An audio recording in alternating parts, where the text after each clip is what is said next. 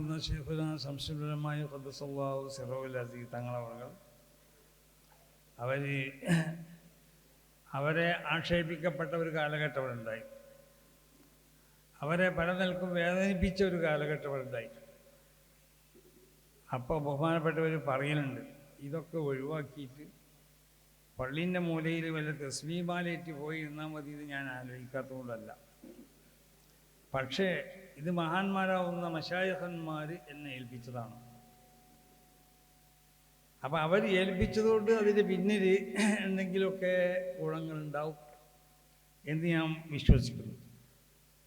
അവരോടുള്ളതായ ഒരു അവരിൽ നിന്നുള്ള ഒരു പൊരുത്തക്കേടോ അല്ലെങ്കിൽ അവർക്ക് പൊരുത്തമില്ലാത്ത ഒരു മാർഗത്തിൽ കൂടി ആയി പോകാൻ പാടില്ല എന്ന് മനസ്സിലാക്കിയതുകൊണ്ടാണ് ഈ ഏൽപ്പിക്കപ്പെട്ട ദൗത്യത്തിൽ തന്നെ ഞാൻ ഉറച്ചിരിക്കുന്നത്. അപ്പോൾ പ്രയാസങ്ങൾ ഏത് സംഘടനയാണെങ്കിലും ആ സംഘടന സമദീനിയായ സംഘടനകൾക്ക് പ്രത്യേകിച്ച് അങ്ങനെയല്ലേ, ദീനിയായ സംഘടനയല്ലേ ഇവിടെ കീഴിരുത്തേണ്ട ആവശ്യമുള്ളൂ. ഇപ്പം നമ്മൾ പറയും നമ്മളെ കുട്ടികളൊക്കെ എന്താ മോശമാകണം, നമ്മളെ കുട്ടികളല്ലേ മോശമാക്കേണ്ട ആവശ്യമുള്ളൂ. മറ്റുള്ള കുട്ടികളുടെ അടിസ്ഥാനപരമായി അവർ പേച്ചു പോയവരാണെന്നല്ലേ വിളിച്ചു. പിന്നെ അവരെ മോശമാക്കാൻ വേണ്ടി ശൈത്താനൊപ്പം കൂടേണ്ട ആവശ്യമില്ല. അപ്പോൾ ശൈത്താനിക്ക് മറ്റുള്ളവരൊപ്പം കൂടിക്കൊണ്ട് വല്ലാതെ പ്രവർത്തിക്കേണ്ട പണി ഉണ്ടാവില്ല, നമ്മളൊപ്പം ശൈത്താൻ കൂടുള്ളൂ. എന്നതുപോലെ ഒരു സംഘടന അത് ശരിയായ ദീനിൻ്റെ സംഘടനയാവുമ്പോൾ ആ സംഘടനയ്ക്കെതിരിൽ പല പ്രവർത്തനങ്ങളും പലരും ഇവിടെ നടത്തിക്കൊണ്ടു.